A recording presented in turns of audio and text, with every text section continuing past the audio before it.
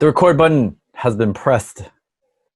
So I know you have a hard out at an Yes. hour in. Yeah, Uh, just about, because but you boys got a new gig and he's got to be up for work at 4:30 in the morning, and right now woo, as we record it is woo, 8:34. woo. So I got to try and be at least physically in bed by like 10 o'clock, and I got to take a couple minutes and let my brain unwind. Oh yeah, oh yeah. Get done one of these. So yeah, we're this one's not going to run as long as some of the others, kids. Be that as it may, I have Cameron news. Shit. Hang on.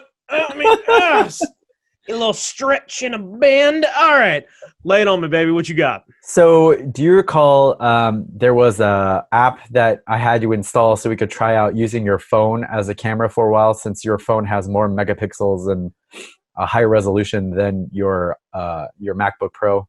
Do you remember that? Yeah, for like a hot minute, we tried it. I think We tried did we it. try it with an episode, or I think we tried it with one episode. Yeah, we tried it with one episode, and we couldn't tell the difference between it because it was over Wi-Fi, and that's not really Yeah, what you want. it wasn't great that way. And then I tried hardwiring it, and it didn't actually improve. And then the camera connection kept cutting out, and what have you. And just I don't know what it was. I assume just the either the free technology, or more importantly, the like limited cost technology is not there for you to just be able to be like, yeah, you can do a thing. Like if you and I were just like sitting and chatting and bullshitting, the iPhone camera is perfectly capable as being a like video recording camera for me to record a video or something like that. But now, as far as like a live streaming communicative camera, not so much. There might be a way. There may be a way. I don't know if this is the way, but there might be a way. So there's an app called Filmic Pro that's been getting a lot of buzz for iPhone filmmakers. It's this pro app. It gives you access to things like aperture, shutter speed. It makes your iPhone camera behave like an actual camera, so you can do focus pulls and all this kind of stuff. Well, they're releasing an edition. I don't know if it's out right now, but it allows you to do an HDMI out from your phone. Ooh. So ostensibly, if you had... Do I need a dongle? I think you do need a dongle. I think there's like I think you might be able to use the... I know there's a Lightning to HDMI adapter that you can get. Yeah, I think you might be able to use the Lightning adapter, the Lightning to HDMI thing, without having to buy like a capture card. I think. I am not sure. Wait, how does that work though? Because I use a monitor right now with HDMI. So does it turn the HDMI port into an input somehow? I don't know. I haven't tested it out myself, but But Filmic Pro apparently allows you to do a clean signal out from your phone so that you could use it as a webcam. How you get the webcam, the phone connected into your computer, I'm still not sure. The person I saw reviewing it had a capture card already, so he was just going into his capture card. So I'm not sure if we run into the same problem where you do need a capture card. But the thing about it that fucks with me is that Apple has not done this themselves. Like, this is a third-party app. Sure, they're going through the App Store and all that kind of stuff, but like, come on, man. Come on. Well, you know why? I mean, I know why. It's because Apple doesn't give a shit. No, that's not it at all. It's that can be a new feature with the new iPhone. You save something that big and that convenient for everybody when there's a new iPhone to drop, or when there's a new, more importantly, like a new iOS. Yeah. Then you drop that. Then Apple goes, hey, everyone with an iPhone that is either like a, I don't know, XS or XR or whatever it is, like an X series or higher for whatever particular reason, has the ability to use this. And basically anybody who's been holding off on buying a new camera and or buying a new phone might be like, well, let me just upgrade my phone and solve this problem. Yeah. And anyone who already has an iPhone is going to be like, well, that's super cool. I'll just start touting all of that. Like, but again, I can't imagine they would do that without pushing a new iPhone along with it. Like it feels like a game changer kind of software. And I think we're going to be home for a while. So if the new iPhone does not have that built in, it should be a thing that like we haven't yet built this. We're still testing it, but it's down the pike. And here's a special cord that you can buy and then plug it. Like they need to do this. Well, I assume that really all it is just patching to allow the ability for the Lightning connector to do that. Yeah. Because the Lightning connector has the ability to transfer data at that speed. Yeah, for sure. So it's not a cable issue, and it's not an input issue reasonably. Yeah. Because you have a USB port much faster than you have anything else. So if you're using Zoom, and let's say you have an iPad and you have an iPhone, if you can just take the connector and use that camera instead, it's a much higher quality. Oh, it's so good. And plug it right into your iPad as an external camera.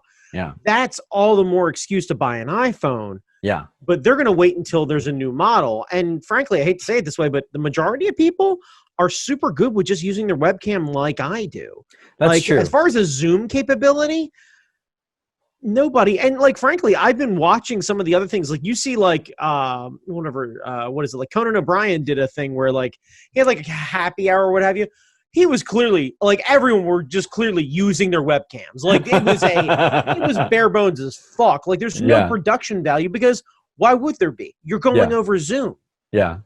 Like you and I are in a real niche market of like, it's true. Yes, we're using Zoom, but also I want to not look like a piece of shit. Yeah. Because people are way more concerned about what's in the background than what they are with everything else. Like right now, I'm way more likely to spend money updating my office. By the way, check that sweet ass dinosaur head. That is so fucking rad. I love it.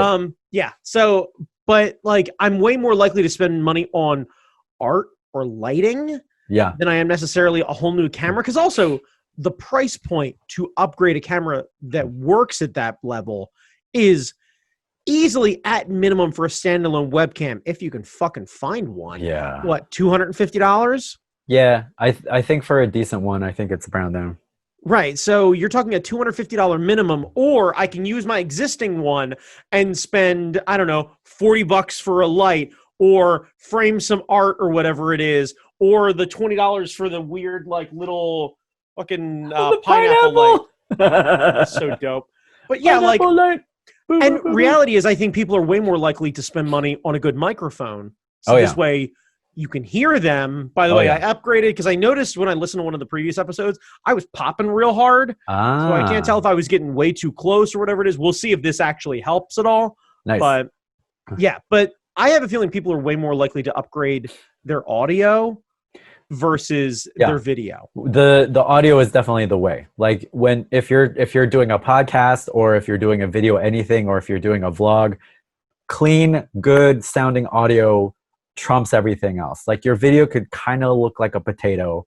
It could be kind of choppy, but if your audio is on point, that's the goodness. That's the goodness. Right, because the reality is even if you're using it, let's say, for work and your video isn't all that good, you could literally turn your camera off, and if people can understand you clearly, you're just as capable because you can catch video cues from everybody else, and you're good. Yeah. So, like, so long as you don't sound like you're in a tin can in the ocean, people will be totally fine with that. Yeah. So I am not sure. I don't pay attention to the other phone manufacturers just because I don't have Android, so I have no interest in the Android systems. Same. I don't hate on them. I don't know. I just don't know. So if Android has a way to use the Android camera as a a webcam, I'm sure they've done it already. I'm sure they do. I'm sure they have for years. I'm sure someone will tell us. I'm sure someone will go out of their way to explain that this has been a normal feature. It's a lot like a waterproof earphone jack where like, oh yeah, no, the phone's been able to do that for like, I don't know, shit. When did Android come out? Like 2003? So like, I think like 06-ish, I was able to just take my Droid, spike it at the 50-yard line, pour Gatorade all over it, and then do like a Kit Kat update or some shit, and it was perfectly fine. I know I'm dating myself and also dating myself weirdly from like 2014, but yeah, like I get it. It's a superior phone for people who actually understand technology. Yeah. The rest of us just want to turn the thing on and have the thing be simple to use and be pretty. And respectfully, there aren't a whole lot of phones out there that are prettier than an iPhone right now. Yeah. Like aesthetically, Apple got you. Yeah. All right, Brandon, hit me with the intro. Hit me with the intro.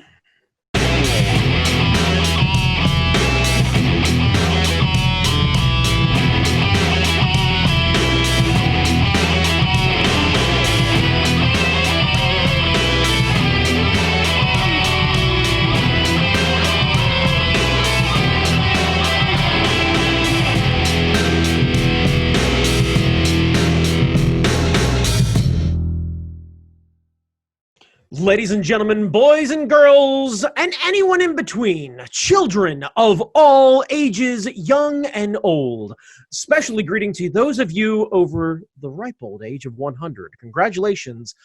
One law per year does not apply to you. The first time, you get to litter. At 105, you get to legally commit murder. You don't trust me? I played a lawyer on TV. Welcome one and all to the fucking Do-It-Cast, part of the Hard Knock Media Podcasting Network. Now, when I say NOC is in Hard Knock, I mean Nerds of Color. Now, Jamie and Noguchi, we are one part of the greatest podcasting network on the planet. You hear that, Earwolf? I'm coming at you. Full steam. Brahma Bull. I don't know what Earwolf is. No one does anymore. Fucking remember that shit. Yeah. But we beefing with them. Feral audio we beefing with them. I don't know who they are, but we beefing. I'm beefing with all. I'm throwing. You got a podcast network? Hear me. Fuck you. That's right. Because you ain't Hard Knock Media.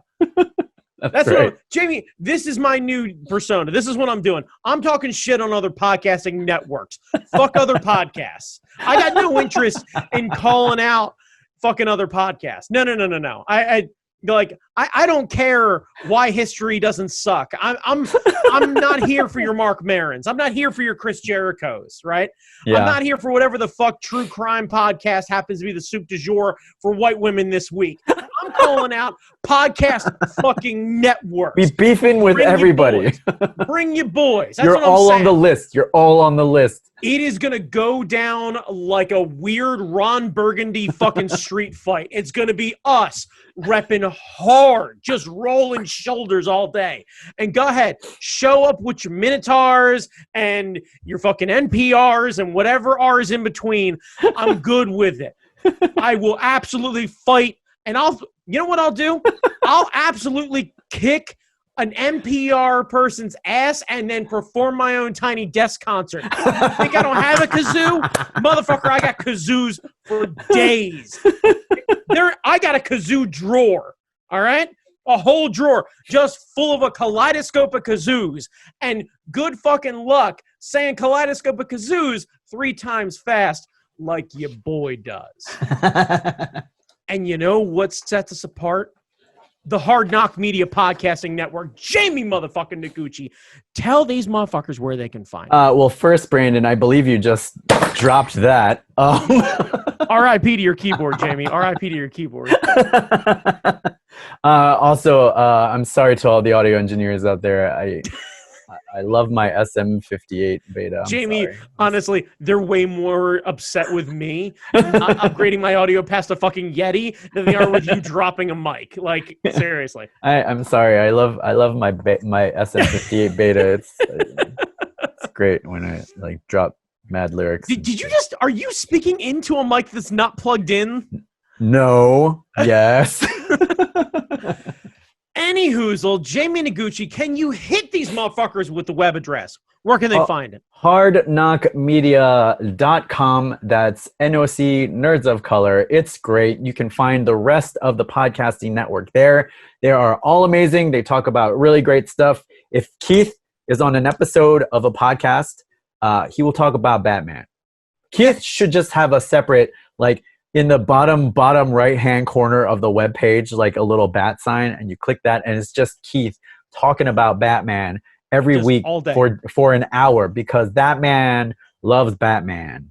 And so So I think when he you just named his show. that man loves Batman. That man loves Batman.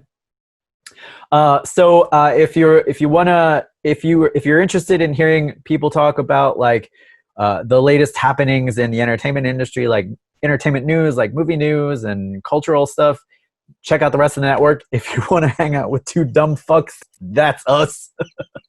You boys got you. Yeah, we got you. Brandon Chalmers. Yeah. We actually got email. Shit, we got email? Now, by the way, now hang on. Before you dig into this, I want to address this because I just called out a lot of people, and I have a feeling the boss might be a little concerned. Yo, boss man, I got you. Fuck them. I know, right? We talked about that. Yeah. But we totally talked about that. Fuck those guys. Anyway, Jamie. Yeah. Email? We got an email from a listener who wanted our opinion on American breakfast food, and his question. It's superior.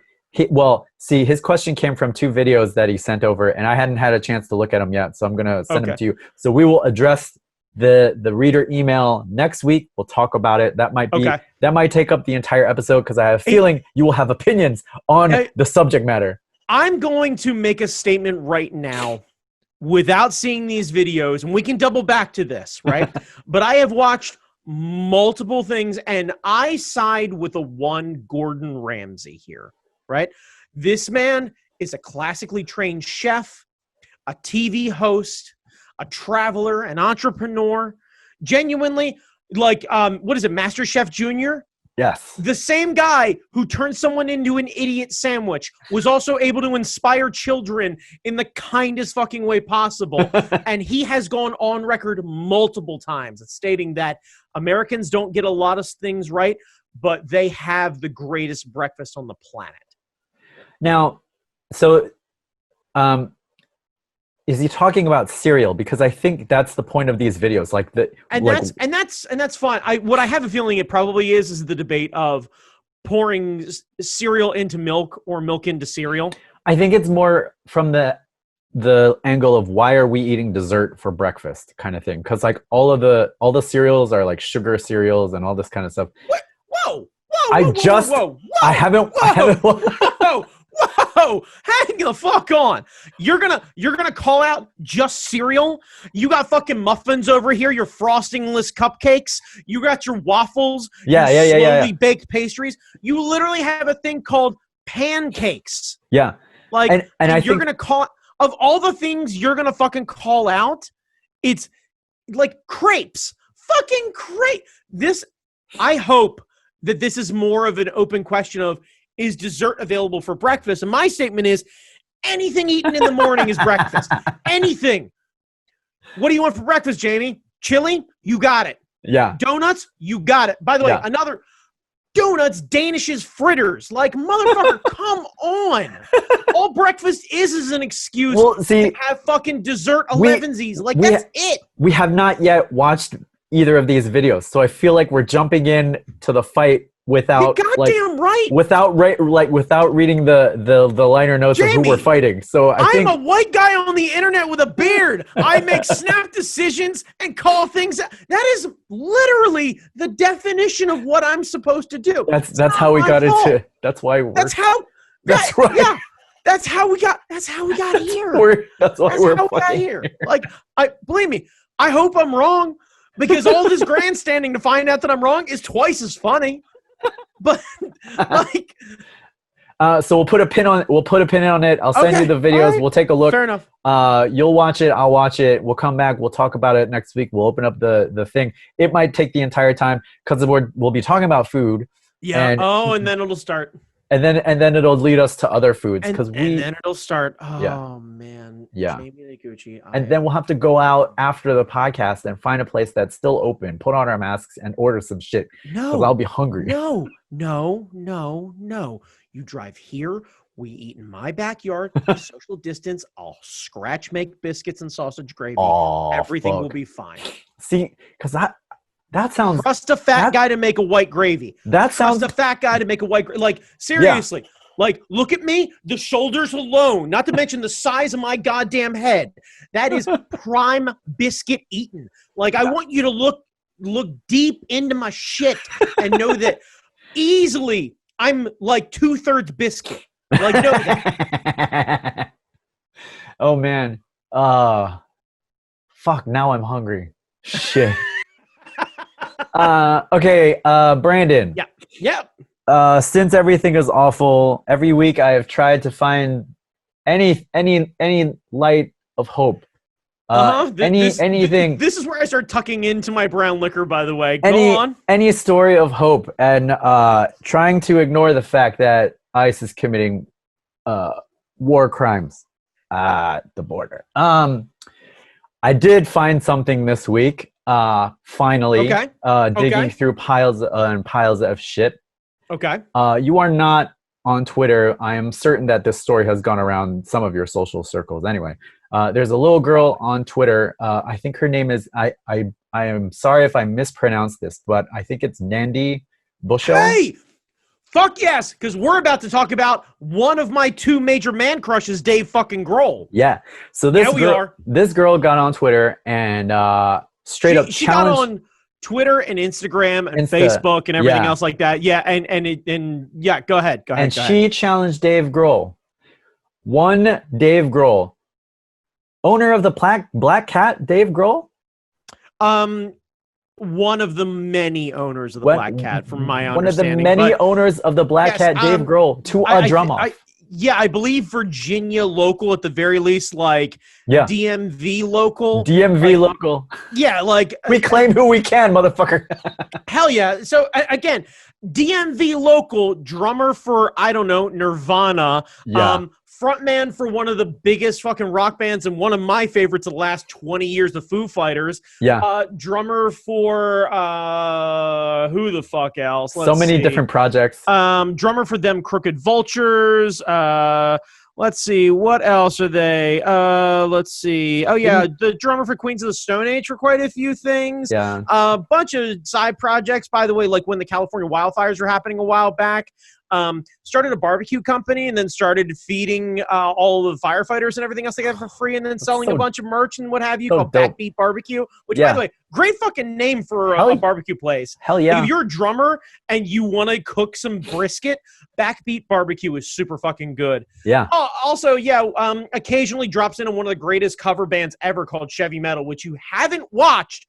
You need to, because it is the other members of the Foo Fighters hanging out with random local musicians, and they play like dive bars and do nothing but 70s covers.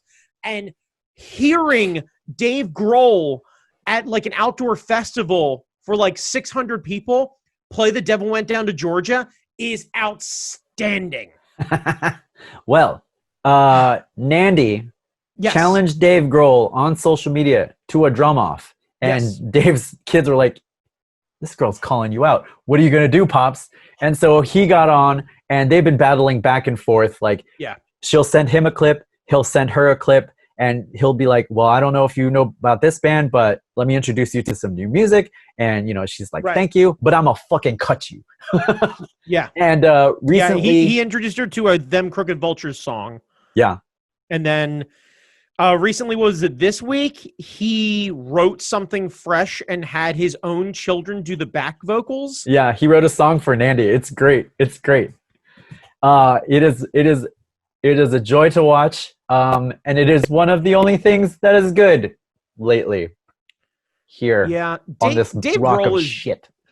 Dave Grohl is genuinely one of the purest things on the planet. Yeah, and I adore him. And yeah, I want more of Dave Grohl in this world. Like, I realize, I've realized what my type is, Jamie, as far as men. It's like, are you super inspiring? Do you have beautiful long hair? Are you charismatic as fuck? Because my basement is just flooded right now. Like, that's really where I'm at. Because it's Momoa and Dave Grohl, which I feel like are opposite sides of a beautiful coin. There's a photo that went around of Les Claypool teaching Jason Momoa bass, and so there's Les playing, and then there's Momoa next to him. I was like, it's great. Yeah. If that doesn't make you want to play something, I don't know what will. So there's something wrong with you. Like, if you can tear through Momoa's Instagram and not smile or want to do one of the random things that he's involved with, photography, skateboarding, motorcycles, axe throwing, climbing, bass, like climbing. I miss climbing. God damn it. God. But yeah, so like again, and frankly, like if Dave Grohl, like if you can watch Sound City and not be interested in Dave Grohl, if you can watch these Nandy videos and you can not be interested, what the fuck else did he do? I think he did a series where he brought a bunch of kids in and showed them how to basically combine music together in layers and essentially explain to them how you can build and write an album, because they seemed really confused that what is it, Color and the Shape, the one where Everlong's on and My Hero and Monkey Wrench and what have you. Yeah. Dave Grohl recorded that with the band, then had this like fucking maniac moment where he wasn't happy with anything else that anyone did, and pulled the Smashing Pumpkins and redid everything. And redid everything himself. Yeah. Because like the first Foo Fighter album, he did completely himself. Then the second one, he had the band come in, and then he wasn't happy with the band because he's a maniac, and like he's openly admitted like it was the wrong thing to do. He really fucked up his friendship with his bandmates and what have you. But like he recorded that whole thing himself and layered it himself. Yeah. And really like figured all that out. And the idea of him going in the studio over and over and over again. So he did a YouTube series a little while back where like you can watch the parts separately, or you can watch them all slowly build and combine together into like a 19-minute song that's all instrumental that he plays. And it's him literally cutting footage with himself. So it's a band of all Dave Grohls. It is me. I am the Dave. Yeah, or as I like to call it, perfection. Yeah, that's awesome. Yeah, so Dave Grohl's super pure, and you should go down to Dave Grohl rabbit hole tomorrow. Yeah. And go and enjoy that when you're at work and you're like, I don't know what to put on in the background noise. Yes, you do. Yeah, you do. Yeah, you do. So that's I found a thing. I'm very proud of myself. I found Good man. God, good man. Jesus Christ. Yeah, you're not wrong. Oh, Brandon Chalmers, what have you been geeking upon? So I made an impulse purchase the other day. And I went and picked up. Let me grab it. Let me see if I can get it over here without unplugging the damn thing. So I ordered a the 1-2 speaker. So this is, it's walnut finish with like this weird, cool kind of gray. And the part that trips me out the most is this. Ooh, the knobs and the switches. Ooh. Classic looking sort of thing. It's got an aux in the back, simple power. But Jamie, it sounds great. Aesthetically, it looks even better. But what it ended up doing, because I got this like hair at my ass of like, I want to do work in my office, but I also want to listen to music. And I don't want to just keep earbuds in all the time. Like, yeah, I've got my own space. I should be able to listen to music. And I've always been a fan of old school stereos, but like it's a price point's a little too high. Yeah. Well, I mean, you know, like that classic like tube amp sort of thing, and then some speakers and what have you, and you can easily get north of $1,000 in 20 minutes, like without trying. I wonder if there are kits on how to build those, like I'm sure there are, but we know someone who builds his own radios. Well, yeah, we do, but. Part of it was his fault because I saw that he had this like gorgeous new tube amp, and I was like, man, that's real good. So I wanted something that was like aesthetically very pleasing. Yeah, I wanted something aesthetically very pleasing, but also something that sounded really good. Yeah. So I started to look around for something. I came across that it's one of the highest rated ones. I checked. My local Best Buy had it. I know big box stores, yada, yada, yada, but I'd also rather give Best Buy money and know that there's a physical store that I can go to and pick something up than just order it on Amazon. So, in turn, picked one up. It's a sub $200 thing. Like, it's not breaking the bank or anything.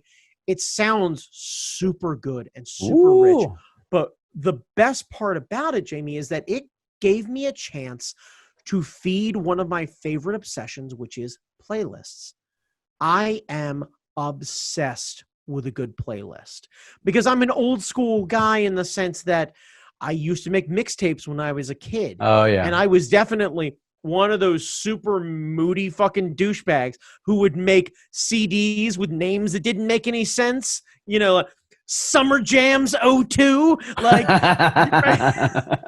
and thinking in that my feels. Right. Yeah.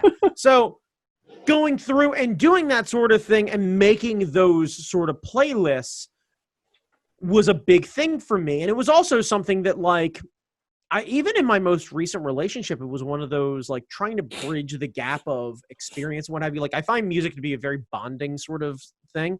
So I just put together an iTunes playlist of, like, the shit that really gets me going, or things that, like, I've been listening to for the last, I don't know, God knows how many years. You know, if a song has been sticking with me since I was 14, there's a reason for that. Yeah. Is it bad taste? Is it because it means something? Probably both. Yeah. But, like, we all have music that's really not good that we still really enjoy.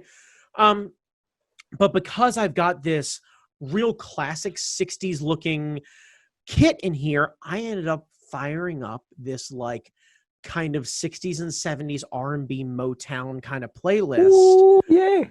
And literally, like, first thing I play it out of this thing, fucking Wilson Pickett's In the Midnight Hour.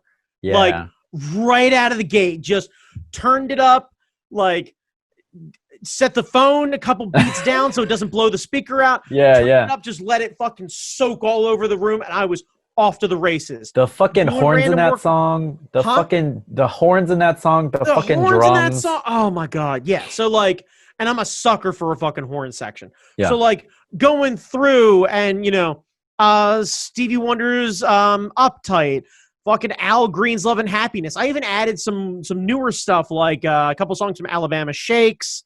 I went through and put in some Jurassic 5, this Harmar Superstar. I put the Fugees on here, a bunch of Marvin Gaye. Roots are on here, Earth, Wind, and Fire.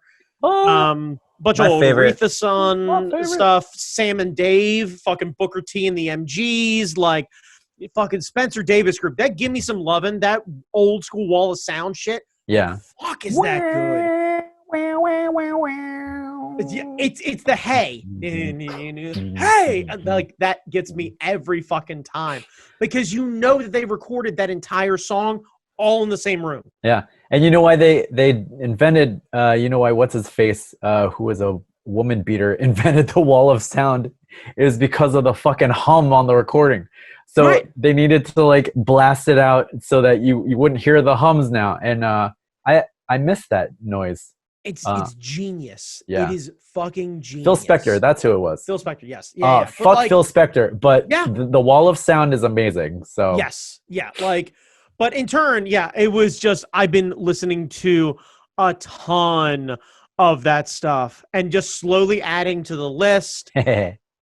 So just kind of putting it on there. By the way, if you have a song that is of that era or of that ilk, where, like, really good fucking beat, and I'm not looking for any rock or anything else, like I've got a ton of fucking set lists for that, and, you know, what have you, but, like, I want some, like, horns or a solid beat or a great, like, I don't know what the best way to put it is, like, just this not fucking bleached out bullshit. Yeah. Like, the opposite of whatever Silverchair is what I'm looking for. Like, Silverchair is fine, but it is a different, like, for as much as we know the boss loves Pearl Jam and Pearl Jam's Black, there's a place for Pearl Jam and there's a place for Otis Redding. Yeah. And I'm looking for Mustang Sally. Yeah. Not even flow.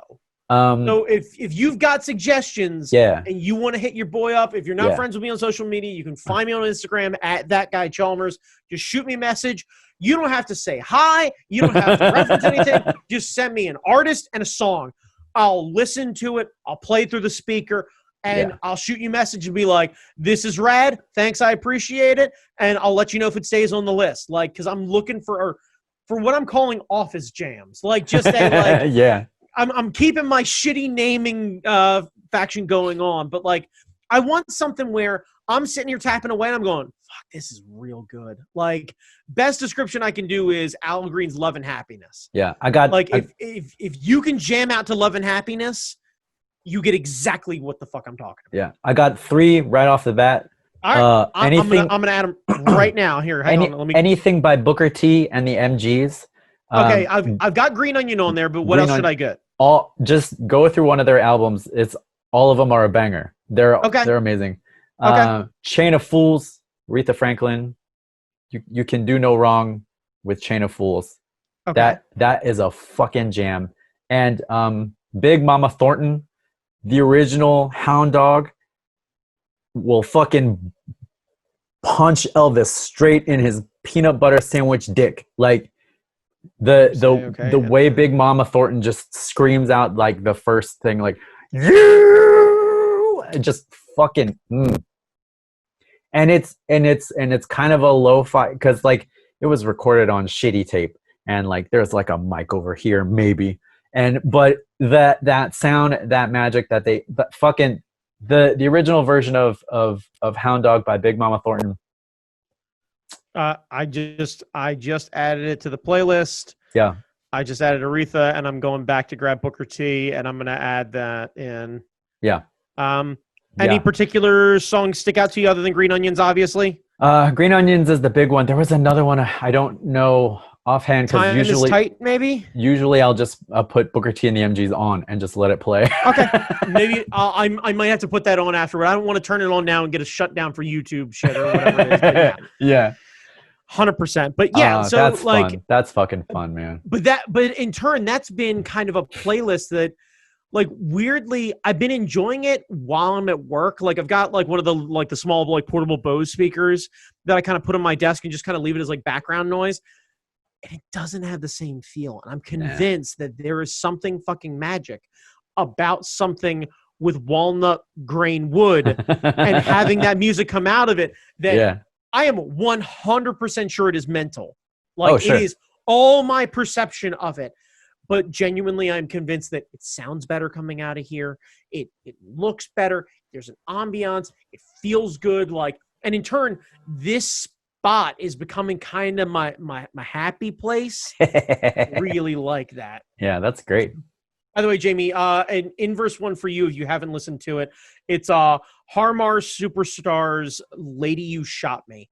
There is a guy who goes by Harmar Superstar, and the only way I can describe it is he has no business having a voice that good with a look like that and that much soul.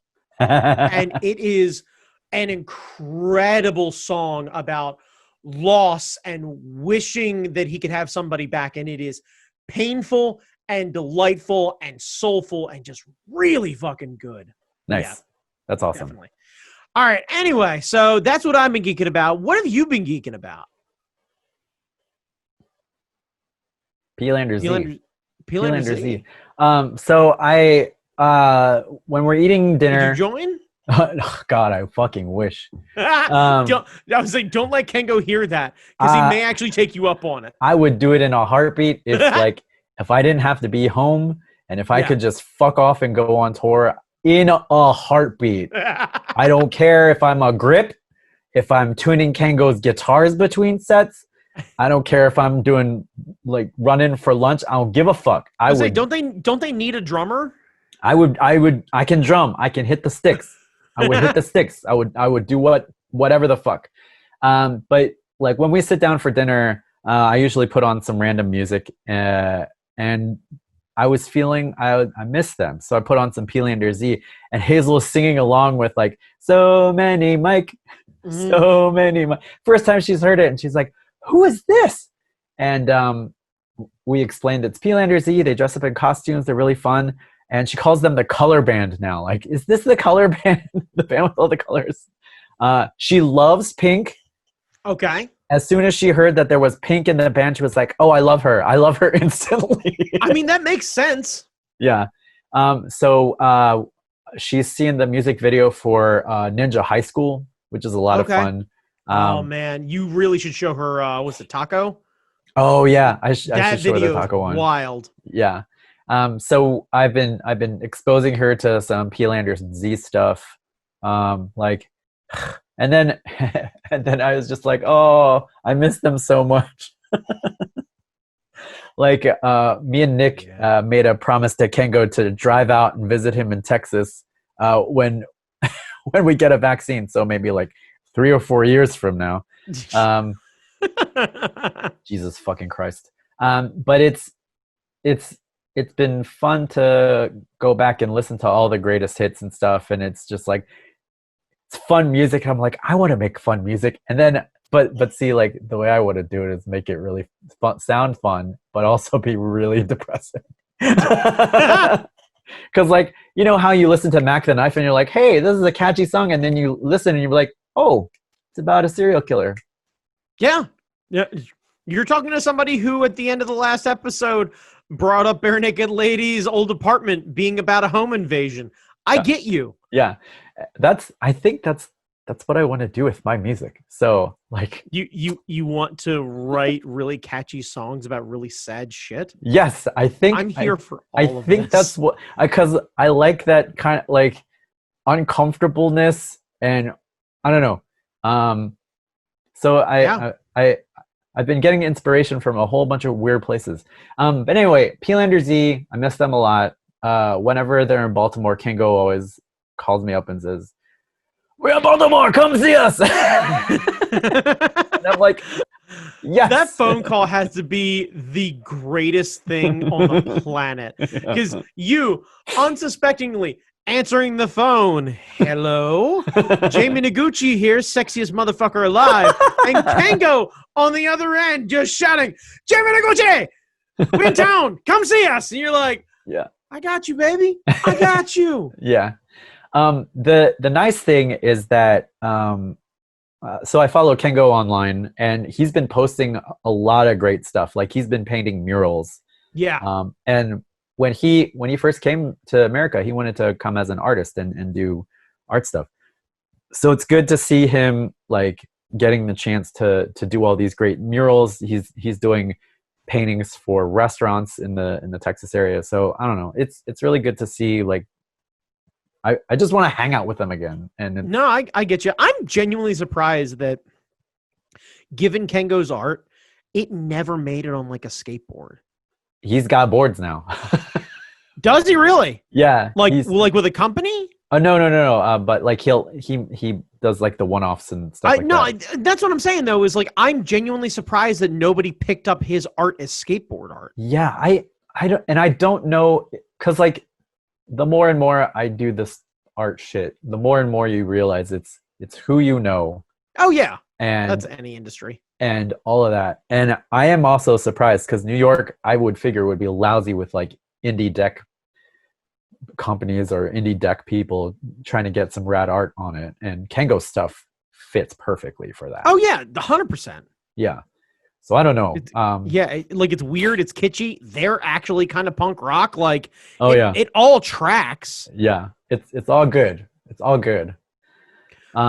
So honestly, yeah, that fucking wild photo of him with like the pointed hair and the whole nine and everything else like that. His face on the back of a skateboard is more than enough. Right. Yeah. Fuck. Well. Yeah. Yeah. Yeah. I hope I hope next time they come, because the auto bar will still be standing. We should all make a point to go and just hang out and just, you know. And if not, we just rent a space and throw a concert. Yeah. Oh yeah.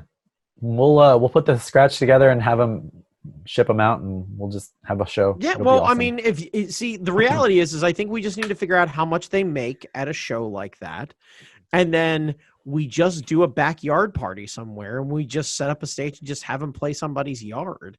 We just pay them outright. Just, hey man, here you go. And we just make the whole thing BYOB and just do it that way. God. Drop a porta potty in somebody's yard and we just move the fuck on. We should, yeah.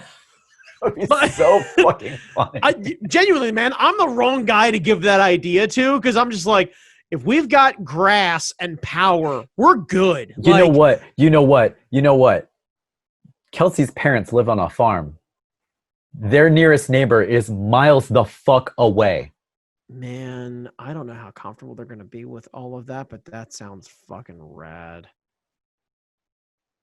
If only for, well, that's wait. They don't have the goats anymore, do they? No, they don't have the goats. Oh man, dude, the idea of being able to film Kengo interacting with goats. We just need to. I got excited and then got really Wait, no. sad all of a sudden. What Now we that I need, know that can't be a thing. what we need to do is somehow get them booked at the Sheep and Wool Festival. I don't know how we do it, but we need to get them booked there. Yeah, I think I would have to lie and be their PR person or something like that. Oh shit. Oh shit. And then we have them do the circuit. They do the Sheep and Wool Festival. They do the Ren Fair. So I think I figured out how we can do this. If you can talk Kengo into writing a quick song and doing a dumb video where all of the lyrics are only stay inside, wear a mask, knit. And it's just a bunch of people just knitting as a way to spend time inside. And then just Kengo handing people like Afghans and scarves and what have you. Jesus Christ. Oh, that's so good. Like, it's him just encouraging people, stay inside, wear a mask, and knit. And then just maybe we can just get in together like a bunch of like fans videos of their grandmothers all wearing masks and all knitting. Or just, right. Oh, fuck. Just, and I can see the video now, just Kengo jamming out and then stay inside, photo of a house, wear a mask, old people wearing a mask, knit, and just zoom out and you just see them knitting. Just shit.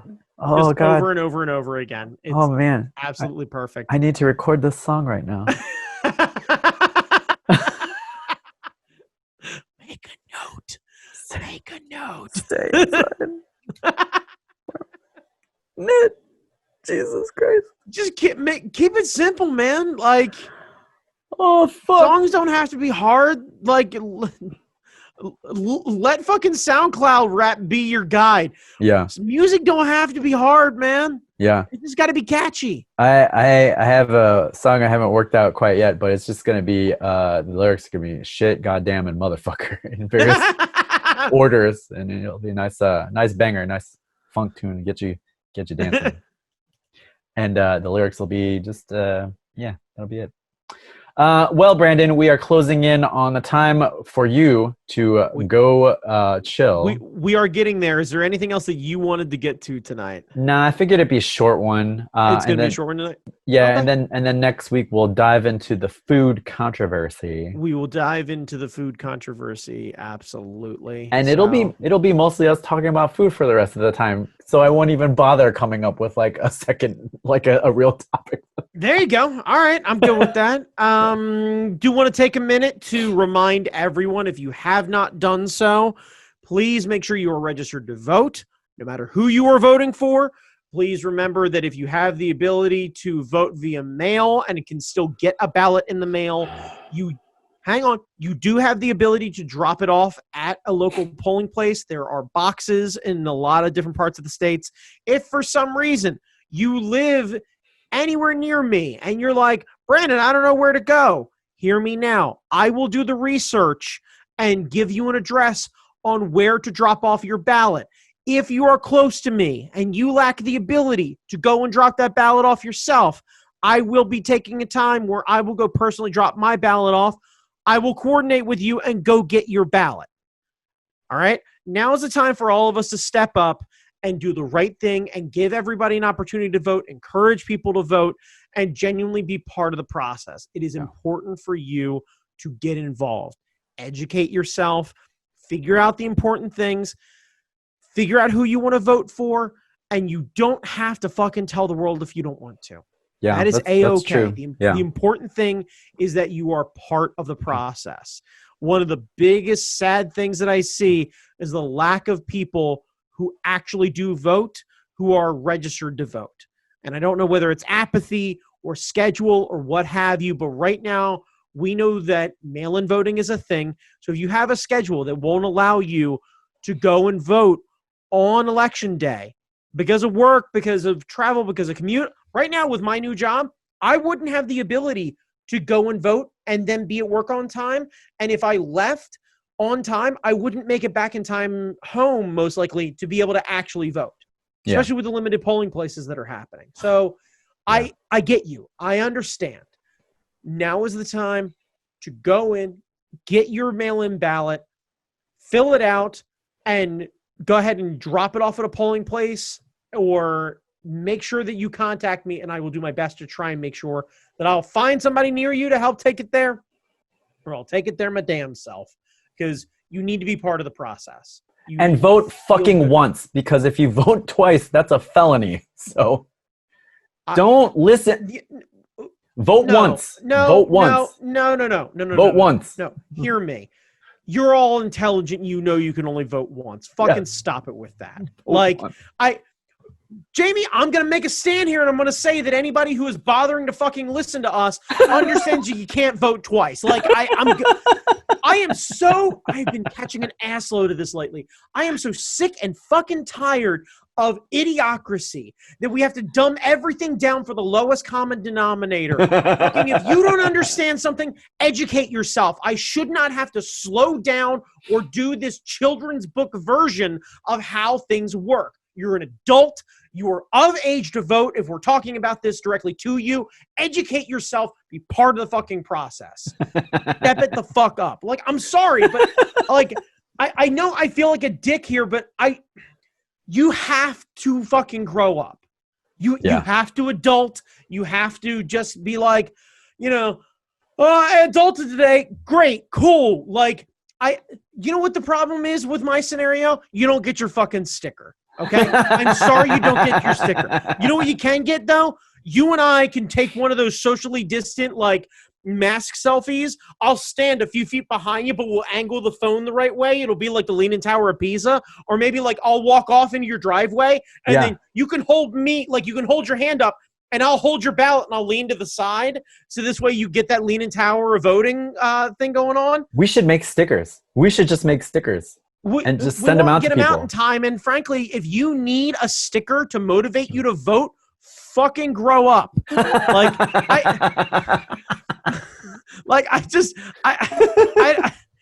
Brandon, you get a sticker. Yeah, great, cool, awesome. Like, it's a fun sticker. No. Look, I will let a lot of things go. The I voted sticker is not a fun sticker. But it's classy. It's classy. No, it's not. Oval, it's gaudy and fucking braggadocious and dickish and fucking self-aggrandizing. I voted, every bitch. asshat who wears that fucking sticker around the office is rubbing it into everyone else because they want the attention. They either want you to go, oh, good for you, or I got to go after work. You want that attention. You selfish fuck. You don't need a sticker. Let the thing be good enough for... You should want to be part of this. You should. Yeah. You should. You fucking should. There are many I should people, not have to get you a sticker. There are many people who want to and are increasingly being prevented from being part of this. So, yeah. So for those of us who do not fall under that purview and have the ability to vote with minimal issue, let me help you there. Yeah. Okay? Like, let me be the motivator. Let this year be the one where you're like, you know what? I'm going to vote. I either want more of what's going on or the exact opposite of what's going on. Like, fine. Like, I'd rather you fucking do your part. Yeah. Like, if you vote differently than the way I vote, I'm glad we managed to cancel each other out, and I'm glad that we both managed to participate, because you should not be allowed to fucking complain if you didn't bother to show the fuck up. Yeah. And I know you will fucking complain. Like, please, I beg of you. I beg of you. If you hear the sound of my voice and you have not registered, or you have not requested your ballot yet, or you don't plan on going, because what's the fucking point? Like, I beg of you. Yeah. Be part of the system. Also, there's other fucking people to vote for on this thing. Yes. It's not just the president. Yes. Stop it. Yes. Yes. Man, and it's getting close. Fuck. Yeah, it's getting real close. It's going to happen. Yeah. Before you know it, we're not going to be able to go out trick-or-treating, and then there's going to be an election. So you know what that means, kids? All that Halloween candy is going to be on deep discount. So here's what we're going to do, right? We're all going to register to vote, or we're going to make sure that our friends are registered. Then we're all going to get mail-in ballots, right? We're all going to hand them to me, and I'm going to fucking magic school bus everybody's ass down there, and we're going to drop all that shit off. Seatbelts, everyone. We're off to democracy. And then we're going to end up dropping our ballots, right? Then on the way back, right? Everyone masks on. Like, we can go in a convoy if we want. Try and make sure you keep that social distance. We're all going to go to Target, right? And by that point, all of that candy. And we're going to get all that deep discount post-Halloween candy, because you know that candy, especially candy corn. I'm with Lewis Black on this one, right? All of the candy corn that is ever the same made candy corn. All of the candy corn that was ever manufactured was manufactured in 1919. They have not made candy corn since then. Since then. They have not. All of it was made. Now, I'm going to teach you a hack. If you haven't heard me yet, you're going to hear me now. Candy corn and peanuts. And I know you're like, the fuck? But hear me out. Have you ever had a payday, okay? It's sugary. It's salty. It's the perfect treat. Now, what you can do, right? You get the Planters lightly salted peanuts, and then you get the candy corn. And you can fuck with everybody because people will think you're a maniac, right? I want to stone cold that shit just like you, Jamie. Just crack them together and just pour them down my gullet. But people will look at you like you're a maniac. You don't want the pumpkins. The pumpkins are too much sugar. Oh, yeah, I don't fucks with anybody who eats the fucking candy corn pumpkins. I don't get that. But you take the candy corn, right? And for every piece of candy corn, 2 peanuts. There's a ratio. Yeah. You don't want to get overwhelmed. You don't want too much saltiness. You don't want too much sweetness, right? 2 pieces of candy corn for 1 peanut? No. That's not how it works. You get your corn and you get your 2 nuts. That's how this works. Corn nuts. And right. And then you end up taking that sweet treat and you just toss it in your gullet, and you're like, boy, howdy, that's tasty. And then you start mixing a bowl of it together. And next thing you know, you've eaten an entire bag of candy corn, an entire thing of peanuts, and you're like, I feel like a fat piece of shit. But you don't end up with a fucking 40 Snickers wrappers all over the place, because fun size is not fun size. No. It's guilt size, because you end up eating those all through the night. And you know what the terrible part is, Jamie? Everyone does this. They start grazing on the Halloween candy, right? Because there's the bowl there, and then you hit the one, and you're like, it's fine. And then you grab, like, because initially that first go, you grab like 3 of your favorite things out of there. Yeah. And you hit it hard, and you're like, I had a candy bar. Cool. And then you walk away. And like an hour later, you're like, boy, there are not many fucking kids here. That's a shame. And you put something on, and you grab a few more fun sizing. And then you put them on the coffee table. And then you start watching whatever it is, and you start grazing. Then all of a sudden, you either make the decision yourself, or you look at your significant other and you go, do me a favor, why don't we bring that bowl over so this way we know where it is? And then know where it is. Like somehow it's going to fucking grow legs and walk away. Right. And then you start grazing on the candy, right? Or, so you end up with one of 2 things. The pile of wrappers on the coffee table, because no one wants to get up in the middle of the movie. Or you've been doing dishes and other stuff like that, waiting for the kids to show up. And you go to open the trash can lid to go throw a wrapper away after like an hour and a half. And all you see is just a sea of wrappers. And all that is just your shame. Like, you open that trash can lid, and it just like your trash can just bellows. Pops up. Ha-ha. Shame. Right, yeah. Like, full-on fucking Game of Thrones. Like, you open your trash can, the bell rings, and just shouts shame. Right, yeah. The candy. Don't do that to yourself. The candy has an added benefit, too, during election season, because it can be a celebratory thing, or it can comfort you, depending on how things go. If things go the way you want them to, you can eat in celebration and get a stomachache in celebration. If things don't go the way you want them to, you can huddle with that bowl. They go great with alcohol. They go great with alcohol. You can hug that bowl of candy and just dunk your whole face in and hope to die of diabetic shock so you don't have to deal with what's coming next. Right, because you know what the best part about Halloween is? I don't get to do a candy tasting with my bourbon, but on Halloween, I get to go and grab one of every kind of candy bar and go, I wonder what my bourbon's like with a Butterfinger. I wonder what my bourbon's like with a Snickers. I wonder what my bourbon's like with the Three Musketeers. That's our bonus episode. We'll do a bonus. Just me drinking and eating chocolate? Yes. Jamie, unless we're setting up an OnlyFans, I ain't doing anything like that. Like that's because, like, frankly, if I'm gonna slowly eat candy bars and get drunk on the podcast, someone should actually be paying me. At the very least, covering my candy. That's why it's the bonus episode. Right? It needs put that bitch behind a paywall. Just yeah. Oh my God, Brandon Chalmers. Just a ton of heavy breathing and like lip smacking and me slowly getting angrier about something. Yeah. Oh my God. Where can people find you, Brandon Chalmers? You can find me on Instagram at that guy Chalmers. Jamie Noguchi, where can they find you, sir? You can just put my name in Google. I'm everywhere now. I'm on Spotify. I'm on Instagram. I'm on Goodreads. I'm everywhere. Where can they find your book, Jamie? You can find our book at Amazon, School for Extraterrestrial Girls. We've got actually wherever you buy your books. So if you go through a local comic book shop, you can order it through there. If you buy your books on Amazon, you can go through there. If there's a local bookshop that you prefer to give your money to, which is the preferred method for me personally, go through there. They can order our book, check it out. So, and other than that, wherever you find this, you can message us. And if you want to email us, it's info@fuckingdoitcast.com, and we will read your email. If it's complex, we might take an extra week. Make it an episode? Yeah, we might make it an episode. If it's an easy thing to answer on the cast, we'll answer it right away. So, take care of each other out there. Be safe. Be excellent to each other, kids.